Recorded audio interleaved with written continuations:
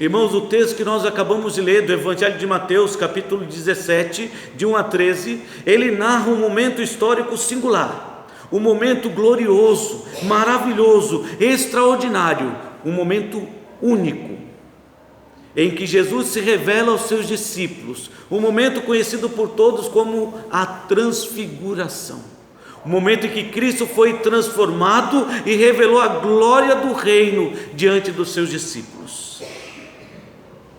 Que momento extraordinário! Entendemos que esse evento maravilhoso, onde Cristo estava se revelando aos seus discípulos, ele está especialmente associado àquela promessa feita por Jesus Cristo nos versos finais do capítulo 16 do Evangelho de Mateus. Note bem que o capítulo 17 diz 6 dias depois, ou seja, ligando este evento com o que aconteceu anteriormente. Havia uma ligação. E é claro que havia uma ligação por causa da promessa feita por Jesus Cristo nos versículos 27 e 28, onde ele disse o seguinte para os seus discípulos: porque o Filho do Homem há de vir na glória de seu Pai com os seus anjos, e então retribuirá a cada um conforme as suas obras. Em verdade eu vos digo que alguns há dos que aqui se encontram, que de maneira nenhuma passarão pela morte, até que vejam vir o Filho do Homem no seu reino. Nós sabemos que todos os discípulos já morreram. Cristo ainda não voltou. Então não podemos acreditar que Cristo mentiu para os seus discípulos ou que mentiria para os seus discípulos. Por isso ele cumpriu desta maneira a sua promessa. Ele apareceu na glória do reino para os seus discípulos. Há alguns dentre vós que não passarão pela morte até que vejam vir o Filho do Homem no seu reino, a glória de Cristo no seu reino. E assim então Jesus escolhe alguns dos seus discípulos, aqueles que lhes eram mais chegados, como diz aqui o texto, Pedro e os irmãos Tiago e João, e os leva para um lugar isolado, em particular para um alto monte.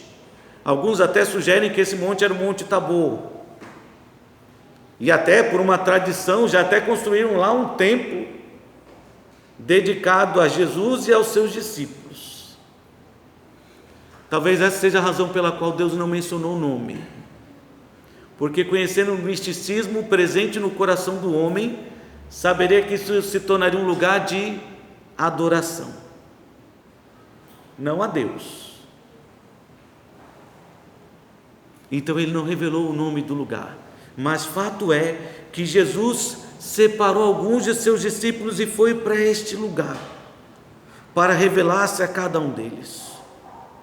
E nós entendemos que isso ele fez, porque é claro que no coração dos seus discípulos havia ali uma grande expectativa quanto ao reino, quanto à vinda do reino. Não foi à toa que Pedro teve aquela iniciativa de dizer: Senhor, isso não vai acontecer com o Senhor não pode morrer, porque todos nós aguardamos o reino dos céus. Eles ouviam dia após dia Jesus pregando às multidões e dizendo: arrependei-vos, porque é chegado o reino dos céus. Então eles viviam nessa expectativa, e de repente foram surpreendidos com Jesus anunciando a sua morte. E agora? E o reino? E o reino dos céus? Então o que nós notamos aqui é que para confortar o coração dos seus discípulos, Jesus os leva para um lugar isolado para revelar a glória do reino. Para fazer essa revelação gloriosa de algo extraordinário, maravilhoso. E podemos imaginar como esse momento foi marcante na vida dos seus discípulos, pelo menos desses três. Devia ter sido de fato algo marcante, porque o texto já descreve que foi uma realidade fora do comum. Ele foi a um alto monte, e o versículo 2 diz: e foi transfigurado diante deles. Estava diante deles quando a sua aparência mudou, e a ideia de transfigurar foi transformado naquele exato momento. Vocês conseguem imaginar a admiração? De repente, diremos nós, do nada, Jesus Cristo está diferente. O seu rosto, diz a palavra de Deus, resplandecia como o sol.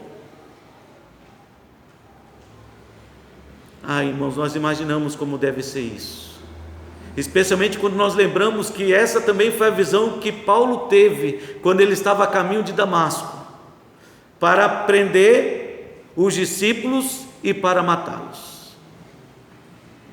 Quando ele estava a caminho, junto com aquela legião de soldados, uma forte luz raiou sobre ele. Era tão intensa que era mais forte do que a luz do sol ao meio-dia, e levou Paulo cair com o rosto em terra. Era muito mais glorioso do que a visão que o povo de Israel teve no deserto, vendo Moisés depois de receber as leis de Deus, que o rosto brilhava, mas eles ainda conseguiam olhar para Moisés.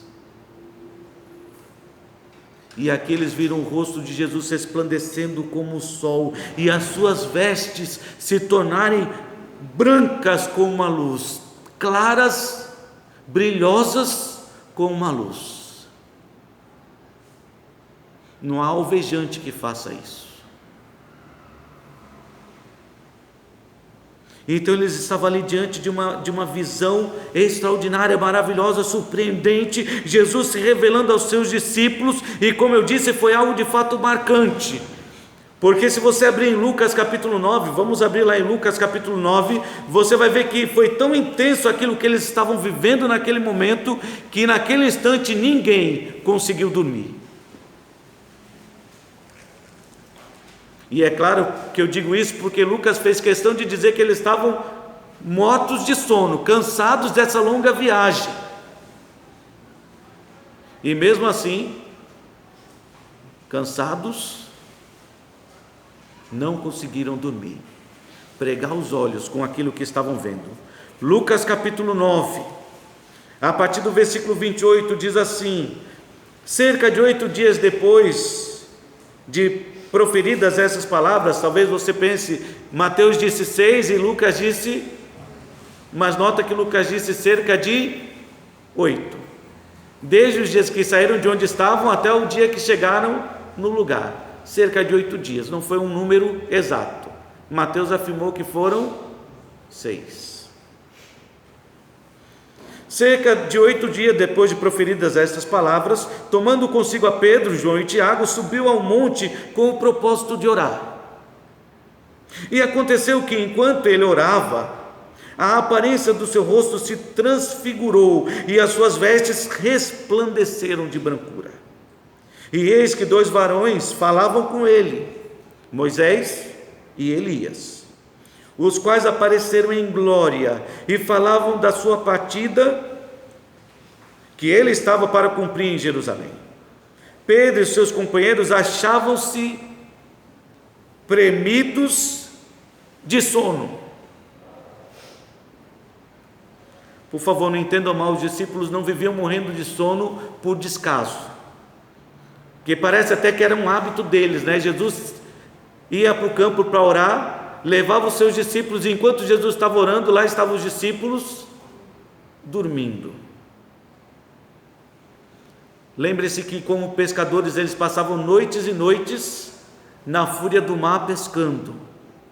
Não era isso, mas mostra que caminhar com Cristo, acompanhar a Cristo, seguir os seus passos, era algo que exigia muito deles. Era uma vida intensa que eles viviam ao lado de Cristo, de maneira que eles estavam sempre andando de um lado para o outro. Em alguns momentos eles estavam acordados enquanto o mestre estava dormindo. Basta que você se lembre daquela ocasião em que foram surpreendidos por uma grande tempestade na fúria do mar. Eles foram acordar o mestre: mestre, estamos perecendo e o Senhor dorme. Mas aqui diz o texto, a palavra de Deus, que eles estavam premidos de sono, morrendo de sono. mas conservando-se acordados, porque viram a sua glória e os 2 varões que com ele estavam. Irmãos, foi um momento glorioso. Tamanha era a glória que os discípulos, mesmo morrendo de sono, não conseguiram dormir, permaneceram acordados. Que momento incrível! Pedro até se animou para construir algumas tendas para Jesus, para Moisés e Elias, mas foi surpreendido por aquela nuvem que o encobriu, aquela nuvem luminosa, como diz a palavra de Deus, que o encobriu e disse: este é o meu filho amado, em quem me comprazo. A mesma declaração feita no momento em que Jesus foi mergulhado nas águas: eis o meu filho amado, em quem me comprazo. A diferença é que nessa foi acrescida da declaração ou da ordem: a ele ouvir. Preste atenção nas suas palavras, ouçam com atenção aquilo que ele tem para dizer. O que ouviram imediatamente, essa declaração fez com que os discípulos caíssem por terra. E ao descerem do monte, então perguntaram ao Senhor: e Elias? É agora que vai começar o reino? Porque ele apareceu?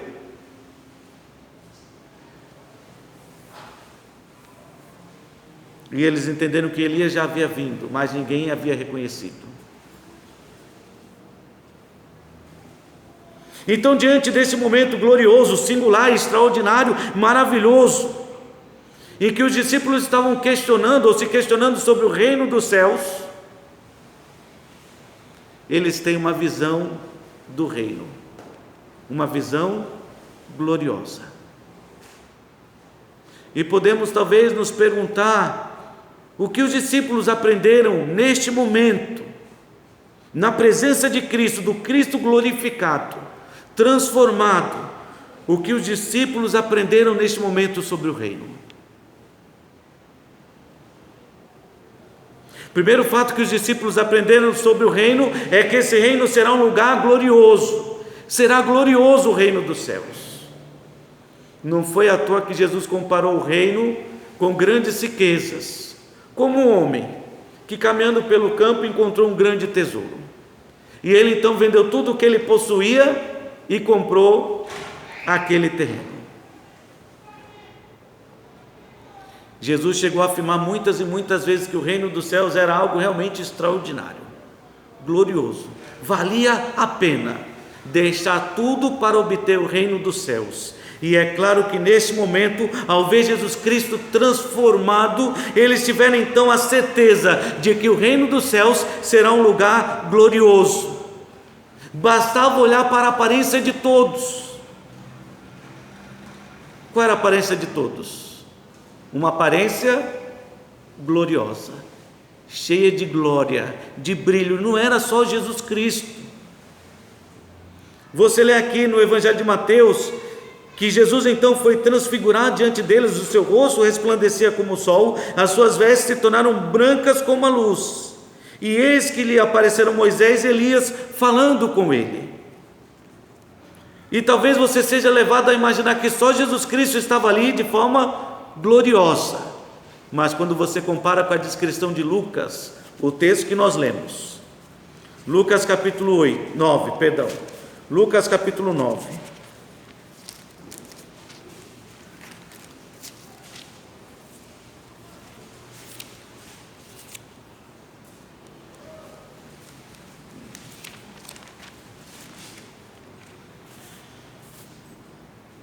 e aconteceu que enquanto ele orava, versículo 29, a aparência do seu rosto se transfigurou e as suas vestes resplandeceram de brancura. E eis que 2 varões falavam com ele, Moisés e Elias, os quais apareceram de que maneira? De maneira gloriosa, em glória. E falavam da sua partida que ele estava para cumprir em Jerusalém. Mas Moisés e Elias também apareceram de forma gloriosa. maravilhosa, extraordinária, era algo que enchia os olhos e encantava. Tamanha beleza causava admiração, porque aquilo que eles estavam vendo não era comum, era algo magnífico. Marcos capítulo 9 confirma tudo isso. Versículo 2 diz assim, Marcos capítulo 9, versículo 2: 6 dias depois, tomou Jesus consigo a Pedro, Tiago e João, e levou-os a sós, à parte, a um alto monte, e foi transfigurado diante deles. As suas vestes tornaram-se resplandecentes e sobremodo brancas, como nenhum lavandeiro na terra as poderia alvejar.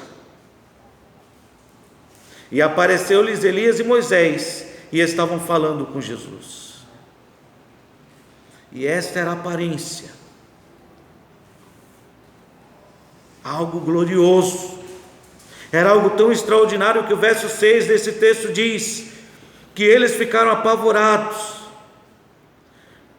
Pedro disse: Senhor, se o Senhor quiser podemos construir tendas. Ele fez isso porque não sabia o que dizer, por estarem eles aterrados, assombrados, admirados, perplexos, surpresos com tamanha glória que estavam vendo. Isso nos faz entender que eles naquele momento puderam perceber e entender que o reino do céu será um lugar glorioso. Glorioso. Jesus Cristo disse que mostraria para eles como seria ele na sua vinda com os anjos, e ele estava mostrando ali que seria algo glorioso. Ele estava mostrando que o reino do céu seria glorioso, porque Moisés e Elias também se apresentaram assim, de forma gloriosa.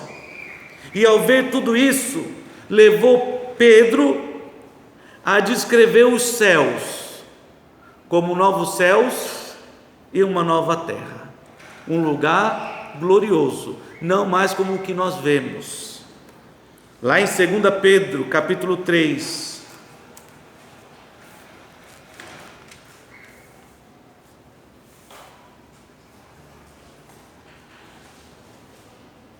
falando sobre o dia do Senhor, a volta de Jesus Cristo, quando Ele estiver vindo para estabelecer o seu reino, Ele diz assim no versículo 10: virá entretanto como um ladrão o dia do Senhor, no qual os céus passarão com estrepidoso estrondo, e os elementos se desfarão abrasados, também a terra e as obras que nela existem serão atingidas.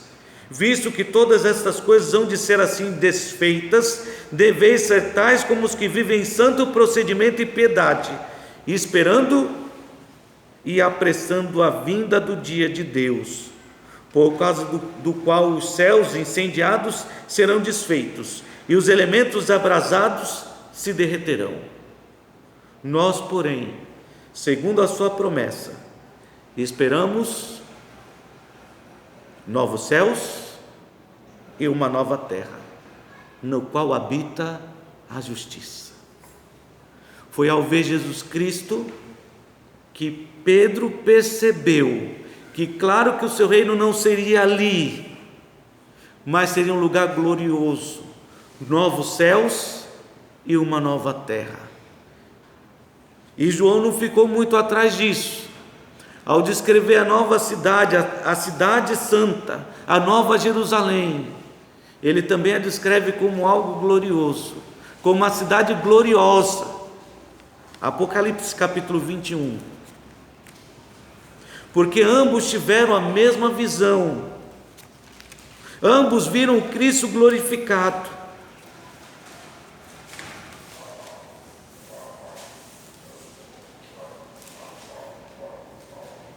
Então João começa esse capítulo, Apocalipse 21, descrevendo essa nova cidade gloriosa da mesma maneira que Pedro.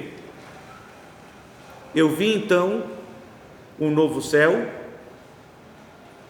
e vi uma nova terra, pois o primeiro céu e a primeira terra já passaram, e o mar já não existe. Vi também a cidade santa, Nova Jerusalém, que descia do céu, da parte de Deus, ataviada como noiva adornada para o seu esposo.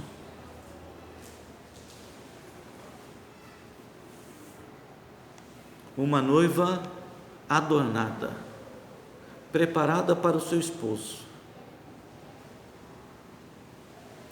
descrevendo o encontro dessa nova cidade com os santos como algo realmente extraordinário, glorioso, comparando com o matrimônio ou o casamento, quando o noivo aguarda o momento de poder finalmente ver a noiva.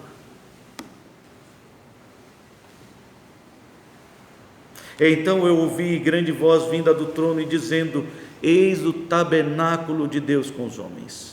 Deus habitará com eles, eles serão povos de Deus, e Deus mesmo estará com eles. E lhes enxugará dos olhos toda lágrima.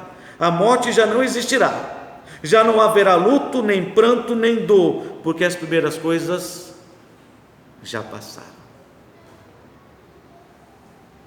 O reino do céu será um lugar glorioso.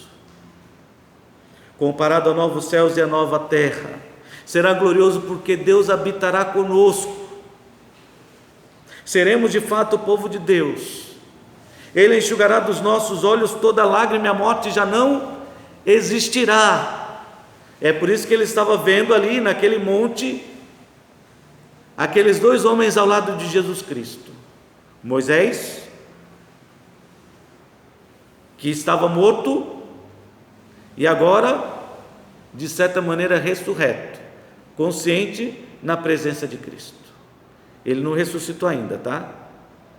Só a visão que eles tiveram naquele momento foi um deslumbre daquilo que vai ser o reino dos céus, onde os mortos ressuscitarão, onde não haverá mais morte. Então virá ali Moisés e Elias, porque a morte não existirá, não haverá mais luto, nem pranto, nem dor, porque as primeiras coisas já passaram. Assim será glorioso o reino dos céus, comparado a novos céus e uma nova terra, onde não haverá mais morte, nem luto, nem dor, não haverá mais lágrima, nem sofrimento. Deus estará conosco, reinando em justiça, e onde nós viveremos como ali se apresentou Moisés e Elias, com corpos glorificados. Um novo céu, uma nova terra e, claro, um novo corpo. 1 Coríntios capítulo 15. Falando sobre a nossa esperança da ressurreição, firmada em Cristo, é claro, Paulo diz o seguinte no versículo 50, 1 Coríntios 15, 50: e isto afirma, irmãos, que a carne e o sangue não podem herdar o reino de Deus, nem a corrupção herdar a incorrupção. Por isso, eis que vos digo um mistério: nem todos dormiremos, mas transformados seremos todos.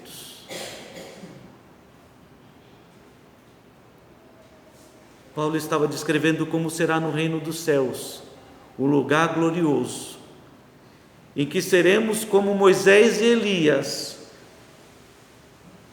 presentes na presença de Deus com corpos transformados, gloriosos.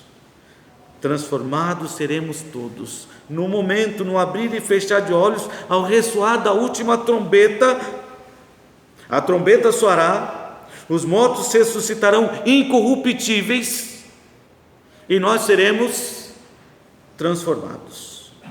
Porque é necessário que este corpo corruptível se revista da incorruptibilidade, e que o corpo mortal se revista da imortalidade. E quando este corpo corruptível se revestir da incorruptibilidade, e o que é mortal se revestir da imortalidade, então se cumprirá o que está escrito: tragada foi a morte pela vitória. Amém. Louvado seja Deus por isso. Os discípulos aprenderam o que nós também precisamos aprender, ou pelo menos se recordar dia após dia, que o reino do céu será um lugar glorioso, maravilhoso.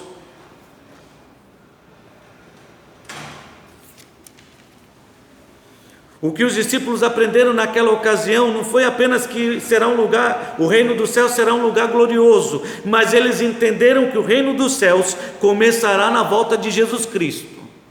Porque imagina, vendo toda aquela glória, naquele momento Pedro, motivado por tudo aquilo que estava vendo, talvez desejou de imediato já entrar no reino dos céus. Senhor, que bom que nós estamos aqui. Se o reino dos céus é isso, que bom que nós estamos aqui, é bom que comece logo. Se o Senhor quiser, nós já começamos agora. Tiago está aqui, João também, eles me ajudam, a gente já começa construindo uma tenda para o Senhor, para Moisés, para Elias. Afinal, no reino dos céus haverá muitas moradas, e se o Senhor precisar, a gente começa agora. Olha, Pedro ficou tão animado com aquilo que ele estava vendo, que ele desejou de imediato entrar no reino dos céus. Imagina que visão. Puxa, encheu o coração de Pedro de entusiasmo. A gente só lembra que Pedro era impulsivo, né? Motivado ali pelas emoções, ele tomava logo uma decisão, ele agia, e de forma espontânea ele falava, às vezes até sem pensar, como diz Marcos. Pedro falou sem pensar, ele falou que não sabia, mas ele falou motivado por aquilo que ele estava vendo. E eu não sei, se estivéssemos no lugar de Pedro, se nós também saberíamos o que dizer naquele momento, porque foi uma visão gloriosa, mexeu realmente com o seu coração. E quando nós lemos a respeito do reino dos céus, é algo que realmente deveria tocar os nossos corações e nos fazer clamar cada dia: Maranata, vem Senhor Jesus, porque queremos de fato estar no reino dos céus, livre de todo o sofrimento que passamos, nesse lugar glorioso, junto com o Senhor para todo sempre. Mas ele descobriu que ainda não era o reino dos céus, o momento não chegou, não era o momento. O reino dos céus começaria com a volta do Filho do Homem. Presta atenção, Pedro. Quando o Filho do Homem vir na glória do seu Pai com os seus anjos, então retribuirá a cada um conforme as suas obras. Mateus 16, versículo 27. Em verdade vos digo que alguns há dos que aqui estão, que de maneira nenhuma passarão da morte até que vejam vir o Filho do Homem no seu reino. E ele está falando no futuro, ainda virá, não aconteceu. E quando então Pedro pensa em construir aquelas tendas e talvez iniciar ali o reino, naquele momento ele é surpreendido por aquela voz que diz: calma, Pedro, este é o meu filho amado em quem me comprazo a ele ouvir. Escute o que ele tem para dizer, ainda não é o momento. Eles foram motivados por esse entusiasmo, esse desejo, essa ansiedade de poder estar finalmente no reino dos céus, nesse lugar glorioso. Mas ali não era o momento.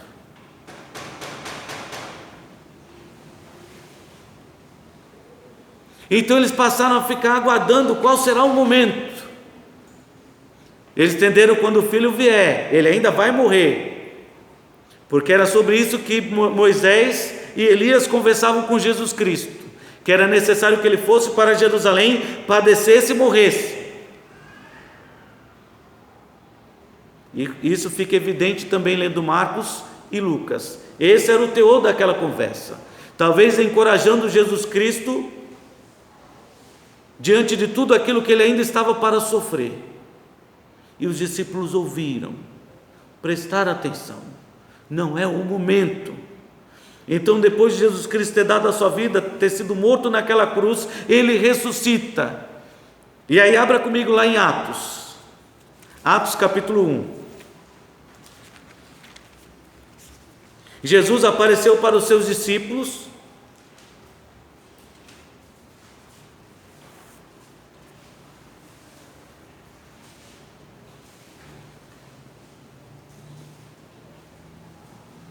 Atos capítulo 1, eu vou ler a partir do versículo 1, onde diz assim: escrevi o primeiro livro, ó Teófilo, relatando todas as coisas que Jesus começou a fazer e a ensinar, até o dia em que, depois de haver dado mandamentos por intermédio do Espírito Santo aos apóstolos que escolhera, foi elevado às alturas. A estes também, depois de ter padecido, se apresentou vivo com muitas provas incontestáveis, aparecendo-lhes durante 40 dias e falando das coisas concernentes ao quê? Ao reino de Deus, encorajando e estimulando os seus discípulos para que aguardassem o reino dos céus. E comendo então com eles, determinou-lhes que não se ausentassem de Jerusalém, mas que esperassem a promessa do Pai, a qual disse ele: de mim ouviste, porque João na verdade batizou com água, mas vós sereis batizados com o Espírito Santo não muito depois destes dias. Então os que estavam reunidos lhe perguntaram, e agora sim, presta atenção qual foi a pergunta. Jesus estava falando sobre o reino dos céus, eles sabiam que o reino dos céus seria algo glorioso, eles viram a glória de Jesus Cristo do reino, a glória do reino na pessoa de Jesus Cristo, e a pergunta deles foi: Senhor, é esse o tempo? É agora? Será este o tempo em que restaures o reino a Israel? É agora que o Senhor vai começar o reino dos céus? Vocês conseguem imaginar eles só ouvindo falar do reino, e eles então ficaram com aquela expectativa, e a pergunta é: Senhor, é agora? É agora? Quem tem filho sabe como é que funciona a criança quando o pai faz uma promessa. Vou levar vocês para passear. É agora? Já? Puxa, quando a gente prometeu que ia levar lá para o sítio, acho que foi para o sítio, um grupo de crianças, de adolescentes, foram a viagem toda perguntando: já está chegando? Já está chegando? E agora, está chegando? A expectativa de ir para um lugar simples, um sítio, que nem tinha muita coisa, mais mato do que qualquer outra coisa, mato e borrachudo. Mas os adolescentes estavam com essa expectativa. Falei da expectativa das crianças, mas nós fomos com um grupo de adolescentes, e todos com a mesma expectativa.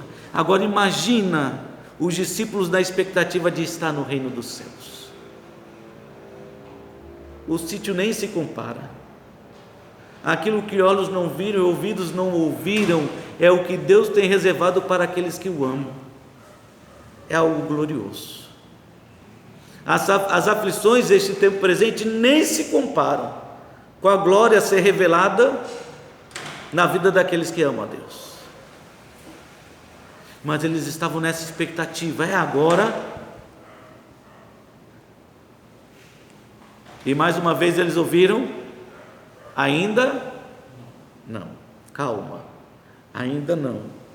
Respondeu-lhe: não vos compete conhecer tempos ou épocas que o Pai reservou para a sua exclusiva autoridade, mas recebereis poder ao descer sobre vós o Espírito Santo, e sereis minhas testemunhas, tanto em Jerusalém como em toda a Judeia e Samaria, e até aos confins da terra. Dita então estas palavras, foi Jesus elevado às alturas, à vista deles, e uma nuvem encobriu dos seus olhos, e estando eles com os olhos fitos no céu, enquanto Jesus subia, eis que 2 varões vestidos de branco se puseram ao lado deles, e lhes disseram: varões galileus, por que estáis olhando para as alturas?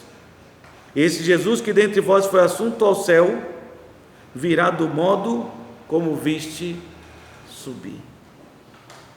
E aí eles começaram a entender que o reino dos céus, esse lugar glorioso, não ia começar naquele momento, mas ia começar com a volta de Jesus Cristo. E isso levou Pedro a escrever sobre esse fato na sua segunda carta, 2 Pedro 1, capítulo 1, versículo 16 a 19.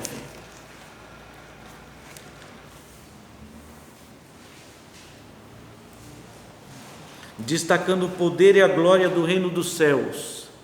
Ele diz assim: porque não vos demos ou demos a conhecer o poder e a vinda de nosso Senhor Jesus Cristo segundo fábulas engenhosamente inventadas, mas nós mesmos fomos testemunhas oculares da sua majestade. Nós vimos a glória de Cristo como um rei. Nós vimos, somos testemunhas oculares, nós vimos com os nossos próprios olhos como será gloriosa a vinda do Senhor Jesus Cristo, o reino dos céus. Pois ele recebeu da parte de Deus Pai honra e glória, quando pela glória excelsa lhe foi enviada a seguinte voz que dizia: este é o meu Filho amado, em quem me comprazo. Ora, essa voz vinda do céu, nós a ouvimos quando estávamos com ele no Monte Santo. E nota que Pedro está falando da expectativa da vinda de Jesus Cristo, a expectativa que foi gerada no seu coração naquele momento em que viu Jesus Cristo manifestado em glória, em toda a sua majestade. A glória vinda do Pai. Então, tendo assim tanto mais confirmada a palavra profética, e fazendo bem em atendê-la, como uma candeia que brilha em lugar tenebroso até que o dia clareie e a estrela da alva nasça em vosso coração.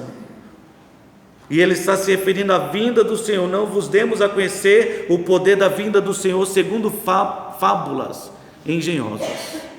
Não, nós não estamos falando que Cristo vai voltar porque imaginamos isso e criamos a nossa mente, mas é porque nós vimos a sua glória, e naquele momento entendemos que ele ainda vai voltar de forma gloriosa para estabelecer o seu reino, e quando ele voltar, o seu reino começará. O mesmo pensamento que Paulo obteve e que levou ele a escrever para trazer esperança à vida dos Tessalonicenses. 1 Tessalonicenses capítulo 4, versículo 13 a 18. O reino dos céus vai começar com a vinda do Senhor Jesus Cristo, e todos os discípulos tinham a mesma convicção: o reino dos céus será um lugar glorioso e começará com a vinda do Senhor Jesus Cristo. Não queremos, porém, irmãos, que sejais ignorantes com respeito aos que dormem, para não vos entristecerdes como os demais que não têm esperança. Pois se cremos que Jesus morreu e ressuscitou, assim também Deus, mediante Jesus, trará em sua companhia os que dormem.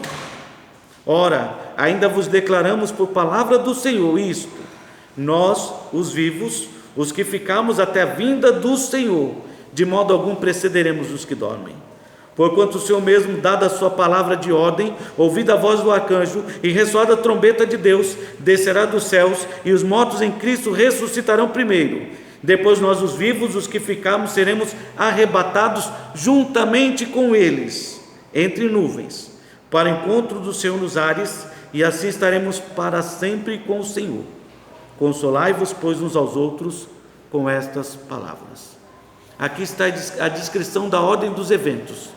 Quando Cristo vier e soar a trombeta, os mortos ressuscitarão primeiro, voltarão à vida.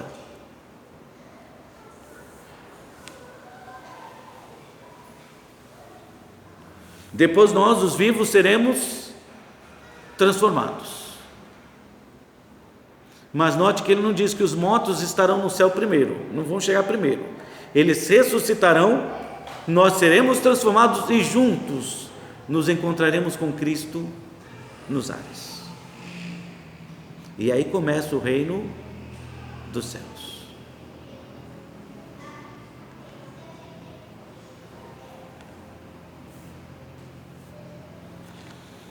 Então, o que os discípulos aprenderam naquele momento maravilhoso da sua vida sobre o reino, que será um lugar glorioso, que começará com a vinda do Senhor Jesus Cristo, em toda a sua glória e esplendor.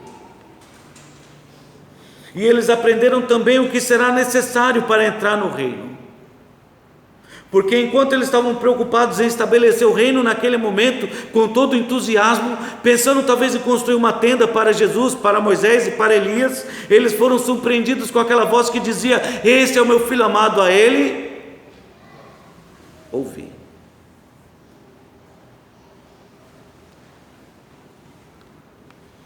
Quer entrar no reino dos céus? Então ouçam o que Cristo tem para dizer.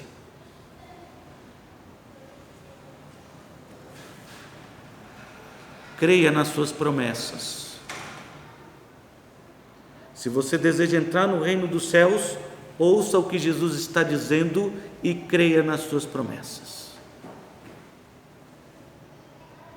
Ouvindo aquela voz, os discípulos caíram de bruços, tomados de grande medo. Aproximando-se deles, então Jesus tocou-lhe, dizendo: erguei-vos e não temeis. Se você tem ouvido a palavra de Cristo e tem crido nas suas promessas, então não há o que temer. Não há o que temer. Ele está conosco, mas é necessário ouvir a sua palavra e crer nas suas promessas. Isso é necessário para entrar no reino dos céus. Lá em 2 Pedro, no texto que nós lemos, capítulo 1, quando Pedro fala sobre a vinda de Cristo na sua glória, que não foi algo que ele inventou, mas ele viu com seus próprios olhos. Ele diz que a voz vinda do céu dizia isso, que este era o seu Filho amado em quem me comprazo. Ora, versículo 18, ele diz: esta voz vinda do céu, nós a ouvimos quando estávamos com ele no Monte Santo. Temos assim tanto mais confirmada a palavra profética, de que aquilo que a palavra de Deus diz é a verdade. E fazeis bem, cada um de vocês, em atendê-la. Ouvir e crer. Em atendê-la, como a uma candeia que brilha em lugar tenebroso, até que o dia clareie e a estrela da alva nasça em vossos corações. Vocês fazem muito bem em ouvir as palavras de Cristo. Vocês fazem muito bem em ouvir e atender, de maneira que ela, como uma luz, comece a brilhar no vosso coração, iluminando vossas vidas, até que nasça em vossos corações a estrela da alva, Cristo como Senhor de vossas vidas. Ele é a luz que, vindo ao mundo, ilumina todos os homens. Mas para isso é necessário ouvir a sua voz, atender ao seu chamado, crer nas suas promessas.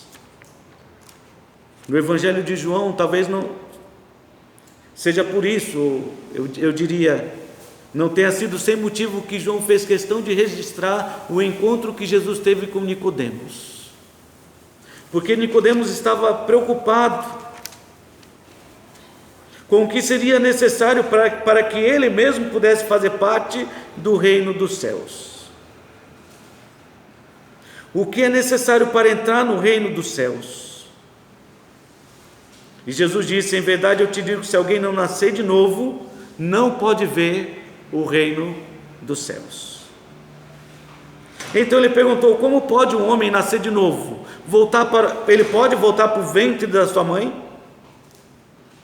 Então Jesus respondeu, João capítulo 3, versículo 5: em verdade te digo que quem não nascer da água e do Espírito, não pode entrar no reino dos céus, ou no reino de Deus. O que é nascido da carne é carne, o que é nascido do Espírito é Espírito. Não te admires eu te dizer, importa-vos nascer de novo. O vento sopra onde quer, ouves a sua voz, mas não sabes de onde vem, nem para onde vai. Assim também é todo aquele que é nascido do Espírito. Então lhe perguntou Nicodemos: como pode suceder isso? Então acudiu Jesus: tu és mestre de Israel e não compreendeis estas coisas? Em verdade te digo que nós dizemos o que sabemos e testificamos o que nós temos visto, contudo não aceitais o nosso testemunho. Se tratando de coisas terrenas não me credes, como crereis se vos falar das celestiais? Ora, ninguém subiu ao céu, senão aquele que de lá desceu, a saber, o Filho do homem que está no céu. E do modo porque Moisés levantou a serpente no deserto, assim importa que o Filho do homem seja levantado, para que todo que nele crê tenha a vida eterna. Nós temos falado, temos testemunhado e você não tem ouvido, não tem crido.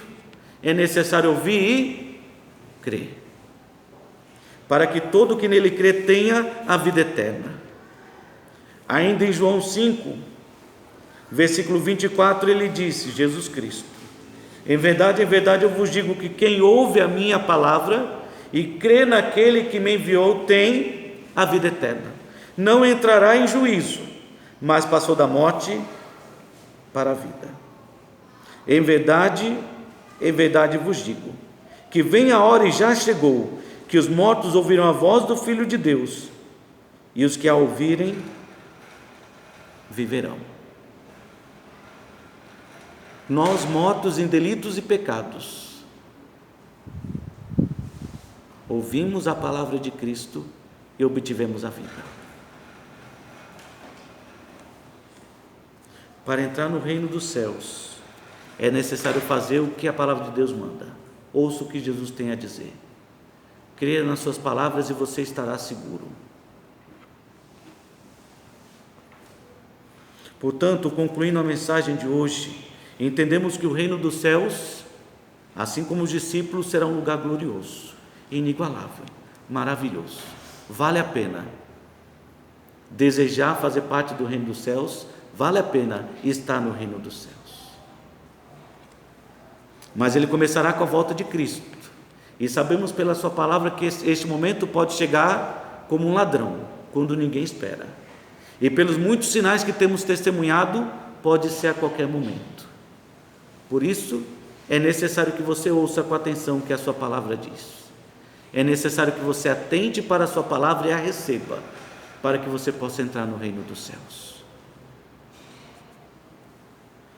Por isso eu pergunto, o que você está esperando? Então, concluindo a mensagem, Mateus capítulo 17, nós vemos que quando os discípulos estavam descendo do monte, mais uma vez Jesus ordenou que a ninguém dissesse o que eles viram, até que o Filho do Homem estivesse ressurreto, tivesse ressuscitado dentre os mortos. Mas os discípulos então interrogaram: por que dizem, pois, os escribas ser necessário que Elias venha primeiro? Olha, os judeus ainda não receberam o Senhor como Messias, porque estão esperando que Elias venha, e nós vimos que Elias já apareceu, pelo menos para nós.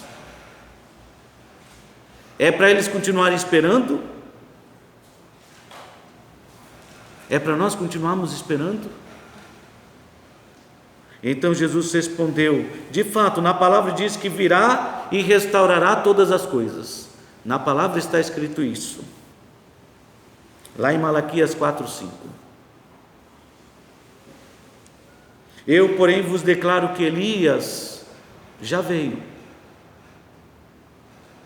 Lucas vai dizer: João veio no poder de Elias para restaurar todas as coisas. Eu, porém, vos declaro que Elias já veio e não o reconheceram. O tempo para que você possa aceitar a palavra de Deus, crer e entrar no reino dos céus já chegou. Os judeus estavam dormindo porque não reconheceram que Elias já veio. Ou seja, eles ainda estavam esperando que algo acontecesse para tomarem uma decisão. Mas o momento já chegou. Era o que Jesus estava dizendo para os seus discípulos. O momento já chegou. E fizeram então com ele tudo o que quiseram. Assim também o Filho do Homem há de padecer nas mãos deles, porque eles ainda não entenderam que esse momento já chegou. Ele veio para o que era seu, mas os seus não receberam. Não receberam porque não viram sinais, não enxergaram os fatos confirmados de que Jesus Cristo era o Filho de Deus, não ouviram a sua voz. Mas você está ouvindo hoje. Por isso cabe a você entender que o momento já chegou. Essa é a hora para que você possa tomar uma decisão. O que você está esperando? Que Cristo desça dos céus? Quando Ele vier, será tarde demais. Então o que você está esperando? Os discípulos entenderam naquele momento que Ele falava a respeito de João Batista.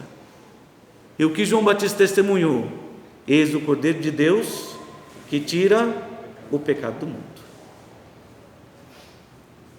Creiam nele.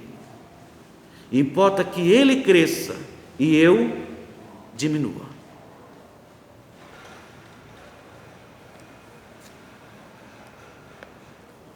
Então, agora que você sabe que o reino dos céus é um lugar glorioso, que vai começar com a volta do Senhor Jesus Cristo, que para entrar é necessário ouvir a sua palavra e crer nas suas promessas, eu quero que você pense nessa pergunta: o que você está esperando?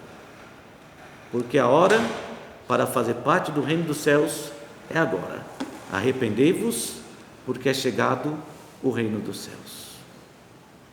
Garanta a sua entrada no reino, e você vai viver a glória do reino na presença de Deus. Que Deus nos abençoe. Amém.